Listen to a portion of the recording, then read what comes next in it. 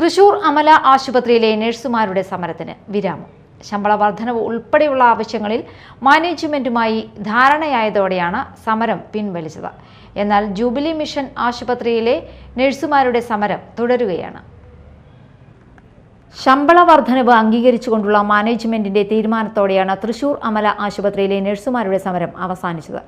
നഴ്സുമാർക്ക് പ്രതിമാസം 4000 രൂപ മുതൽ 6000 രൂപ വരെ ശമ്പള വർധനവ് നൽകാൻ മാനേജ്മെന്റ് സമ്മതിച്ചു. സമരത്തിൽ പങ്കെടുത്ത ജീവനക്കാർക്കെതിരെ പ്രതികാര നടപടി സ്വീകരിക്കില്ലെന്ന ഉറപ്പും മാനേജ്മെന്റ് നൽകിയതായി സംഘടനാ ഭാരവാഹികൾ അറിയിച്ചു. തീരുമാനത്തെ തുടർന്ന് ആശുപത്രിയിലെ സമരം ഔദ്യോഗികമായി പിൻവലിച്ചു.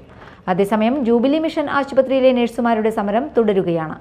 ആശുപത്രിയിലേക്ക് പ്രതിഷേധ മാർച്ച് ഉൾപ്പെടെയുള്ള സമരപരിപാടികളുമായി മുന്നോട്ടു പോകാനാണ് സംഘടനയുടെ തീരുമാനം. സർക്കാർ തലത്തിലുള്ള അടുത്ത ശമ്പള പരിഷ്കരണം നടപ്പിലാകുമ്പോൾ ആവശ്യങ്ങൾ പരിഗണിക്കാമെന്ന നിലപാടാണ് നേരത്തെ ആശുപത്രി മാനേജ്മെന്റ് സ്വീകരിച്ചിരുന്നത്. എന്നാൽ ഈ നിർദ്ദേശം അംഗീകരിക്കാനാകില്ലെന്ന് യുണൈറ്റഡ് നഴ്സസ് അസോസിയേഷൻ വ്യക്തമാക്കിയിരുന്നു.